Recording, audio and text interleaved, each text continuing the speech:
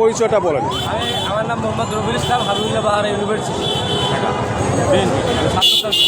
আচ্ছা, হাবিবুল্লাহ বাহার ইউনিভার্সিটি কি কোন পদে আছেন? আমি বর্তমানে কোনো পদে নাই, কিন্তু স্টুডেন্ট, আপনি একজন স্টুডেন্ট, বিএনপিকে সাপোর্ট করেন। আপনি নতুন যে সরকার আসতেছে সেই নতুন সরকারের কাছে আপনার প্রত্যাশা কি, যারা এই যে অন্তর্বর্তীকালীন সরকার হবে তাদের কাছে? তাদের কাছে আমার প্রত্যাশা হচ্ছে যে মানুষ যেন হয়রানি না হয়। এখন বর্তমানে মানুষ যেভাবে মানুষ মুক্তভাবে হাঁটতে চলতে পারতেছে, বর্তমানের কথা এবং আগের কথা অনেক পার্থক্য। ভাই আগে প্রথম যখন বিএনপি ক্ষমতায় ছিল তখন আর আওয়ামী লীগের অনেক ব্যবধান।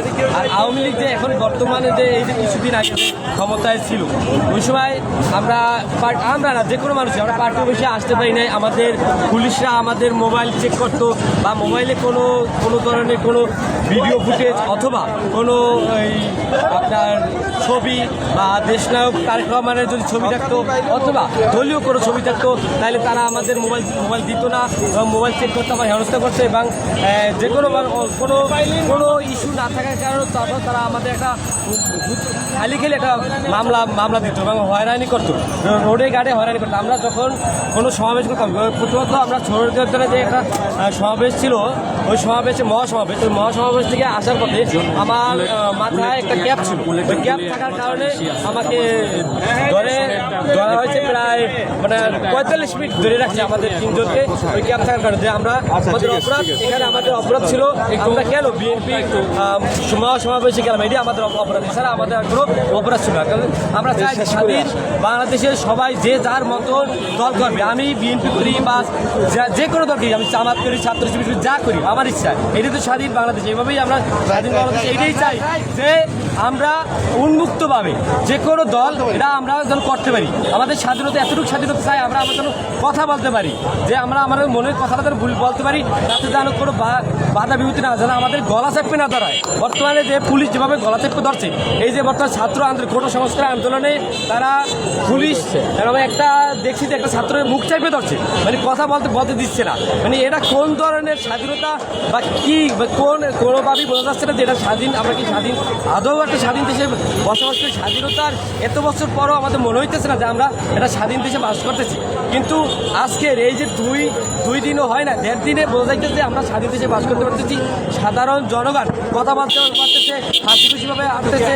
গতকালকে দেখছে যে জনসাধারণ, রিক্সাওয়ালা থেকে শ্রমিক যা হোক সবাই, সকল পেশাজীবী মানুষ রাস্তায় নেমেছে। কী কারণে নেমেছে? তাদের সকলেরই একটা না একটা ক্ষোভ আছে, ক্ষোভ এবং আক্ষেপ। কারণ গতকালকের ঢাকা মেডিকেলে আমার একটা বন্ধু, ওর নাম হচ্ছে সাজিদ হোসেন শোভন, ও ঢাকা মেডিকেলে হোমিওপ্যাথিক পরে, ওর একটা গাড়ি ছিল, ও শুধু ওর অপরাধ যে ও ছাত্রলীগের প্রোগ্রামে যান, এখানে আমার গাড়িটা ভাঙছে।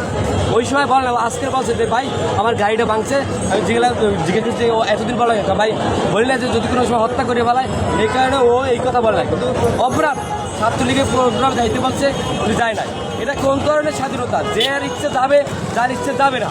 আমার ইচ্ছে হচ্ছে আমি যাব, আমার ইচ্ছে হচ্ছে আজকে আমি বিএনপি পার্টি অফিসের সামনে আসছি, আর আমার ইচ্ছে হবে আমি যাবো না। যে যার দল সে যেন শান্তিভাবে করতে পারে এবং নিরিবিলি চলতে পারে, এবং দ্রব্যমূল্যের ঊর্ধ্বগতি যেন নিয়ন্ত্রণে আসে, মানুষের যেন কোনো আইনি পদক্ষেপে যেন কোনো ঝামেলা না হয়, মানে দুর্নীতি থেকে যেন বাংলাদেশটা মুক্ত, এটা আমাদের। গত আওয়ামী লীগ সরকারের বিরুদ্ধে অনেক বড় বড় দুর্নীতি বা মেগা দুর্নীতির অভিযোগ আছে। আপনি কি মনে করেন যে আগামীতে যে সরকার আসবে সেই সরকার সেই দুর্নীতি থেকে মুক্ত হবে কিনা? আপনি চান কিনা যে দুর্নীতি থেকে মুক্ত হোক, এবং সে যে দলই হোক না কেন? আমরা চাই মানুষ যেন এই সরকারের যে কর্মকাণ্ড থেকে যেন শিক্ষা নেয়, এই কর্মকাণ্ড থেকে যেন শিক্ষা নিয়ে তারা যেন এই ভুলগুলা বর্তমান যে সরকারের যে ভুলগুলো করছে, এই ভুলগুলো যেন আবার পরবর্তীতে যে সরকারে আসুক এই ভুলগুলো যেন অন্তত না করুক। আমরা এটাই তাদের কাছে কামনা করি, যাতে দুর্নীতিমুক্ত বাংলাদেশ। কারণ বাংলাদেশের বর্তমানে যে টাকা পাচার হয়েছে, অত টাকা যদি পাচার না হয়েছে, তাহলে বাংলাদেশ সোনার বাংলাদেশের পরিণত হইতো, এতে কোনো দ্বিধাদ্বন্দ্ব ছিল না। আর এখন বর্তমানে আমি আর একটা কথা বলতে পারি, আমার বাড়ি হচ্ছে ঝালকাঠি জেলা, ঝালকাঠি 1, যেটা আমি মির্জাফর বলতে পারি যে আমাদের সাধারণ উনি বিএনপির ছিল, কিন্তু উনি আওয়ামী লীগে যোগ দিয়েছে, মানে বাঙ্গানুকা পালাতেছে। এখন ওই ঝালকাঠি নলছিটি ঝালকাঠি যে আপনার আর কি আপনার আমির হোসেন আমু, তার বাড়িতে গতকালকে আর কি সংযোগ করা হয়েছে এবং হালকা মানে মোটামুটি গণনা করে যে 5 কোটি টাকা উদ্ধার করা হয়েছে এবং কিছু সংখ্যক অনেক অনেক ডলার তার বাসা থেকে উদ্ধার করা হচ্ছে সেনাবাহিনী এবং পুলিশ উদ্ধার করা হচ্ছে।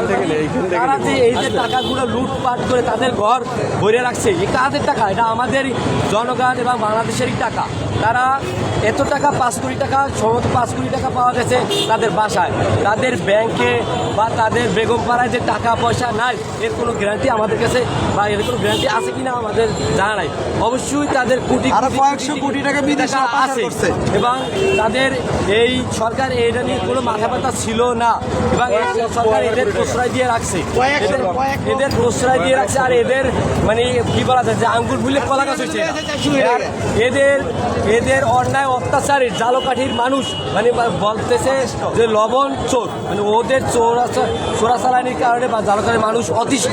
কোনো মানুষ কথা বলতে পারতে না, হাঁটতে পারতে না, কোনো মানুষ শুধু আওয়ামী লীগ যারা তারাই কথা বলতে পারছে, এছাড়া আর কোনো মানুষ কথা বলতে পারে নাই। যদি কোনো মামলা হামলা হয়েছে তারা ছাত্রলীগের লোক যাইয়া বলছে যে আমাদের এত টাকা দাও আমরা এই ঝামেলা ঘুষ করে দেবো, যারা জমির করে ঝামেলা হইলে তারা বলছে আমাদের এত টাকা দাও আমরা এটা ঘুষ করে দেবো। মানে সব জায়গায় ছাত্রলীগ আওয়ামী লীগ ছাত্রলীগ তারা একটা মানে পুরো দেশটা একটা দাসত্বে পরিণত করে ফেলছে।